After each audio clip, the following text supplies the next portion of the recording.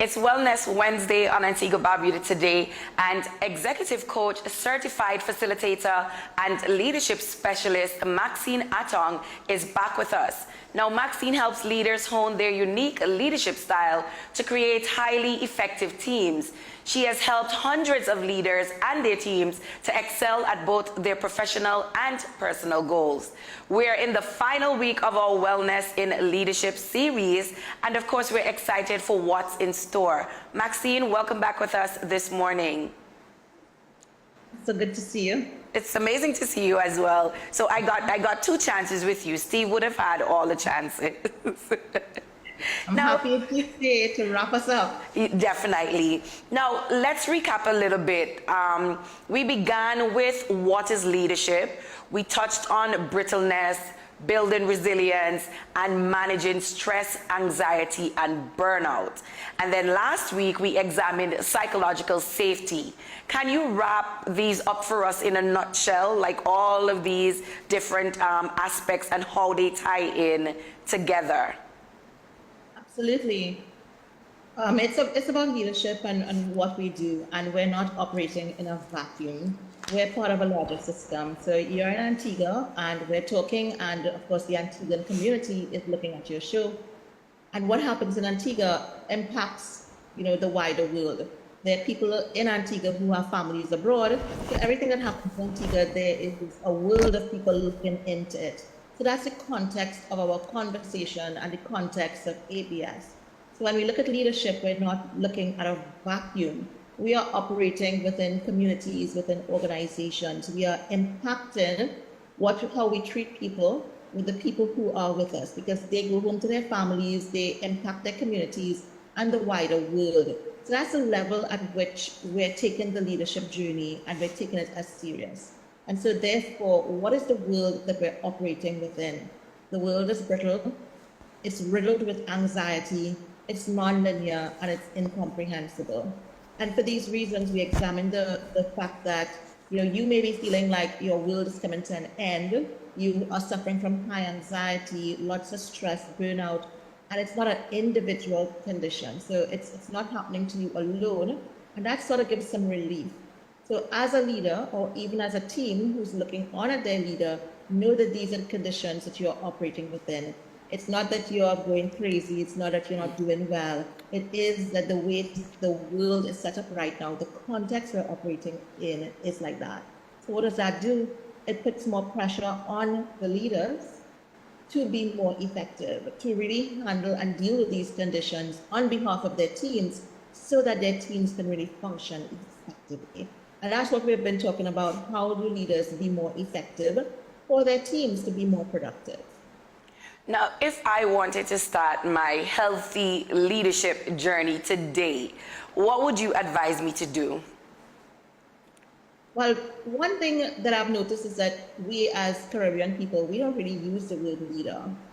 We don't refer to ourselves as that. We really refer to ourselves with our roles. So I'm a mother, I'm a single mother, I am a husband, I am a manager, I'm a supervisor, I work in this organization. And I think one of the things that we could really consider is calling ourselves leader. So, you are leading this interview, Tanya. We're not just having an interview. A mother she's leading her household, a man is leading his household.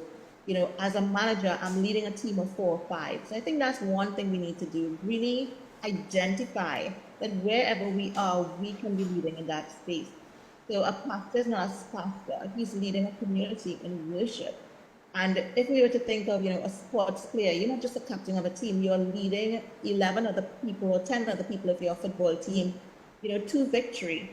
And that language changes everything. So beginning with that one word, it sounds really simple, but it does flip a switch for us mentally, because words have deep meaning. So instead of a manager, you're leading a team, and Tanya, you're leading me in this interview, and I'm definitely following you as part of this team.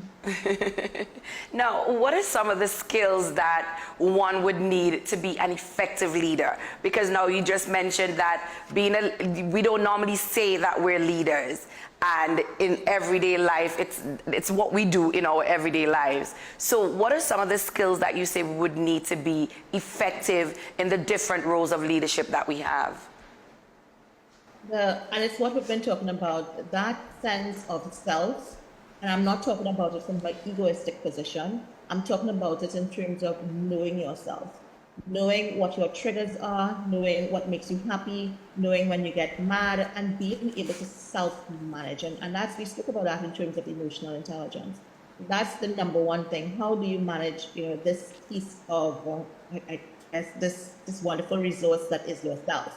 How are you managing that? That's one. And then two, really important to be able to actively listen to people. In communication, we often learn that, the speaker needs to be clear and the speaker needs to check the communication. And as leader, that is your responsibility. Your responsibility is to listen to your people, listen to what they are not saying, and repeat and make sure that you understand what it's saying. Think as leader as well is that you need to have a vision for your team. And if you're leading a team, one of the most effective ways to have that vision for your team is for you and your team to decide together what that vision looks like. Because everyone has an agenda, and that's fine. And whatever the vision is for your team should celebrate everybody's personal agenda. And I think that whole spirit of engaging your team members, which suggests that you are collaborating and co-creating with them. Nobody is smarter than everybody, and being a leader does not automatically make you smarter than other people. So those are the three things that I would recommend. One, self-management. So know yourself, know what your triggers are, and really understand who you are so you can lead from who you are. Not like some book that you just read, right? But from who you are, the essence of who you are. Two, really practice active listening to be able to listen to your teams, their concerns, as well as their challenges so that you can assist. But you can only do that if you keep quiet and really listen to them and build that trust. And then three, you want to be able to collaborate and co-create with your team to develop a vision, to solve problems, and to go forward. Well, can anyone be a good leader, or do some people have an edge on leadership? Because sometimes you hear the phrase, oh, you were born to lead, something like that. Is that a thing, or is it something that you can hone over the years? Yeah, I think that's a thing. And I mean thing because what does a thing mean, right? It's that's like a cliche, right? And I think anybody can be a good leader if one, they really have that as an intention. So what is your intention as a leader? You are going to create common good for your people. That's one. Two, you have to take deliberate actions, right? Words without deeds equal nothing. So you need to take deliberate actions to really understand your people, understand the context in which you're working, and be deliberately available for them. I believe that anyone can be an effective leader if he or she chooses. Colloquially, what we do is that people who talk a lot and people who always in your face, man, they're good leaders. And not necessarily so, because we've all seen, and we talk about charismatic leaders. And are they creating common good? That's the question. Are they thinking about the people in their teams? Are they getting the products that you really want out there? So are they making their teams more productive, more effective? And if they're not doing that, then regardless of how good they could talk, how much pecan they could throw, that born to lead, that is not true. So I absolutely invite everyone today to think of yourself as a leader. Think about what you want to create for your common good, whether it's for your family, for your community, for your organization, for the team that you're leading, and you can lead it from right there.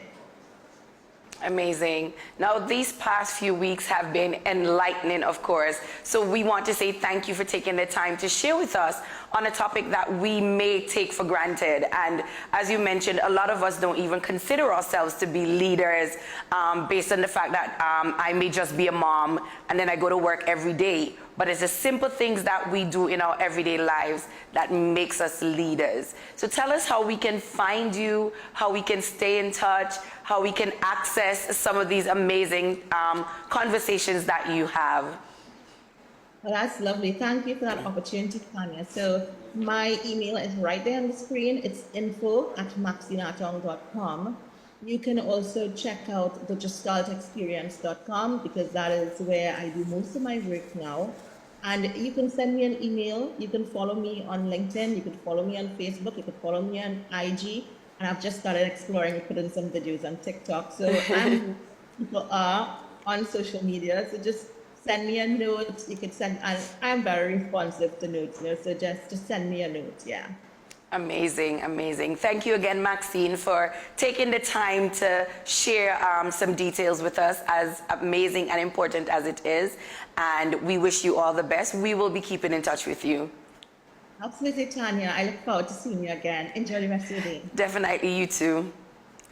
We've been speaking to Maxine Atong, and she is an executive coach, certified facilitator, and leadership specialist. And it's all about wellness in leadership, a 5-part series. So we've come to the end of that, and that is all a part of our Wellness Wednesday. We're going to take a break. We have Education Officer coming up right after this.